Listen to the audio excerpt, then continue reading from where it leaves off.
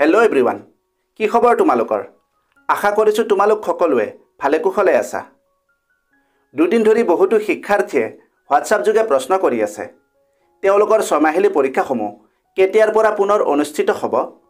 ছয়মাহিলী পৰীক্ষাসমূহ কেঞ্চেল হ'ল নেকি? আজিৰ ভিডিঅ'টোত তোমালোকৰ প্ৰশ্নৰ উত্তৰ আলোচনা কৰিম। সকলো তথ্য ভালদৰে আয়ত্ব কৰিবলৈ এই ভিডিঅ'টো সম্পূৰ্ণ কৰি শেষলৈকে চাবা।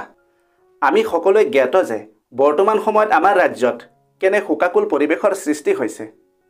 এনে আকস্মিক দুৰ্ঘটনাৰ লগত সংগতি ৰাখি আমাৰ সকলোৰে মৰমৰ, চেনেহৰ, শ্ৰদ্ধাৰ শিল্পী জুবিন গাৰ্গৰ নশ্বৰ দেহৰ অন্ত্যেষ্টিক্ৰিয়া নোহোৱা পৰ্যন্ত চলিত ছয়মাহিলী পৰীক্ষাসমূহ স্থগিত ৰখা হৈছে। এই কাৰ্য কাইলৈ অৰ্থাৎ 23 ছেপ্টেম্বৰ তাৰিখে সম্পন্ন হ'ব বুলি তথ্য প্ৰকাশ পাইছে। কাইলৈ মঙলবাৰে অসমৰ সকলো চৰকাৰী কাৰ্যালয় আৰু শিক্ষানুষ্ঠানসমূহ বন্ধ থাকিব। ইয়াৰ পিছতে আহিল দুৰ্গা পূজা।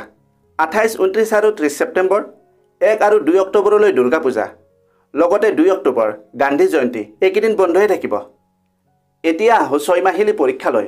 তোমালোকৰ ছয়মাহিলী পৰীক্ষাসমূহ বাতিল কৰা হোৱা নাই, মানে কেঞ্চেল হোৱা নাই। পৰীক্ষা পিছুৱাই দিয়া হৈছে, কিন্তু বাতিল বা নহ'ব বুলি কোনো নটিচ ওলোৱা নাই। পিছে ছয়মাহিলী পৰীক্ষাসমূহ কেতিয়াৰ পৰা পুনৰ অনুষ্ঠিত হ'ব, এই বিষয়ে মই মোৰ নিজা মতামত দিব বিচাৰিম। বাকী থকা ছয়মাহিলী পৰীক্ষাসমূহ পুনৰ অনুষ্ঠিত হ'ব। যদি 2-3টা বিষয়ৰ পৰীক্ষা বাকী আছে, তেতিয়া হয়তো 24, 25, 26 তাৰিখে হ'ব। আৰু যদি বেছি বিষয়ৰ পৰীক্ষা বাকী আছে, তেতিয়া 4 অক্টোবৰ মানৰ পৰা পুনৰ অনুষ্ঠিত হ'ব।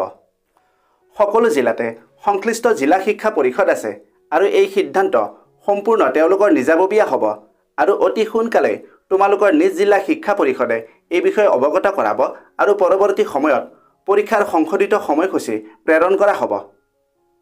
ছাত্ৰ-ছাত্ৰীসকলক মই এটা কথা ক'ব বিচাৰিম যে তোমালোকৰ ক্লাছসমূহ চলি থাকিব, তাৰ মাজতে সময় উলিয়াই ছয়মাহিলী পৰীক্ষাৰ বাবে প্ৰস্তুতি কৰি গৈ থাকিবা।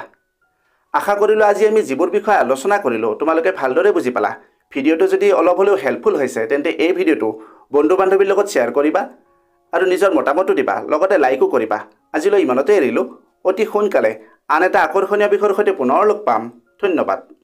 कामयाबी का शॉर्टकट, मेहनत और डेडिकेशन, ये चैनल बनाए तेरा परफेक्ट फाउंडेशन। सब्सक्राइब करो, join this ride, let's grow together side by side।